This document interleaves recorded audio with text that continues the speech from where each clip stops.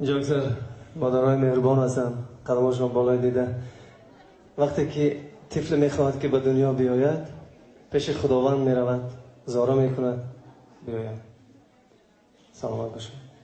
پیش خداوند میرود، زارا میکند، توالا میکند و میگوید ای پروردگار بزرگ، این من یک جسم کوچک هستم، دستانم کوچک است، جسمم ناتوان است. وقتی که مرا میآفری، که مرا نگاه بین میکند، که مرا میخوراند، میپوشاند، بیا بهترش من تولید نشوم. خداوند میگوید تو برو با اون دنیایی که هست کردم، من فرشته رو با تو خواهم فرستاد که تو رو میخوراند، میپوشاند، تو رو خوشبخت میگرداند، بهارش رو با تو میدهد، حسنش رو با تو میدهد، چون گوهره که چشمش تو رو نگاه میکند. و خداوند بزنین مادر رو فرستاد. برای مادرها یک ترانه زیبا برای شما شامل.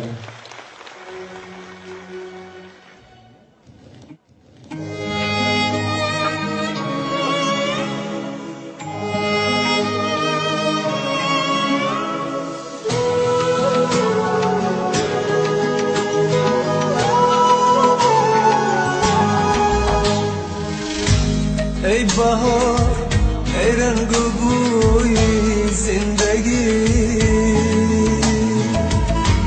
مادر شیرین ترین رویای من، چشمهای خانه مهر خداست، مهربانم خوبی بی همتای من، چشمهای خانه مهر خداست،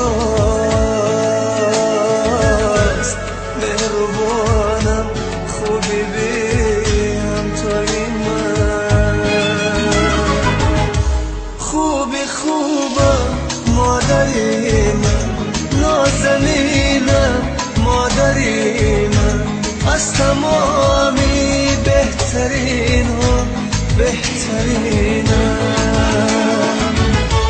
مادری من، خوبی خوبم مادری من، نازنینم مادری من، از تمامی بهترین ها بهترینم مادری من، به تو تنهایی کشیدم مادرم، درد و غم ها را چشیدم مادرم، از خفای یک زنی بگانه با چگویا من دویدم مادرم، از خفای یک زنی بگانه با چگویا من دویدم مادرم.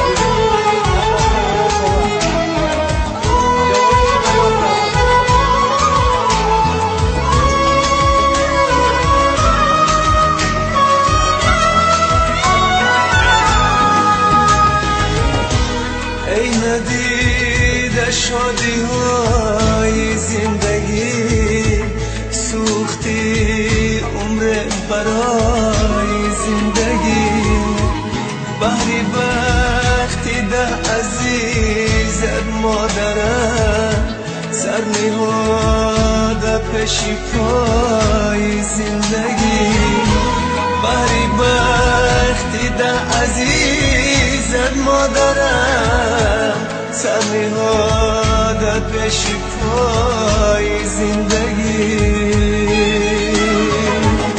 خوبی خوبم مادری من، نازنینم مادری من، از تمامی بهترین ها بهترینم مادری من، خوبی خوبم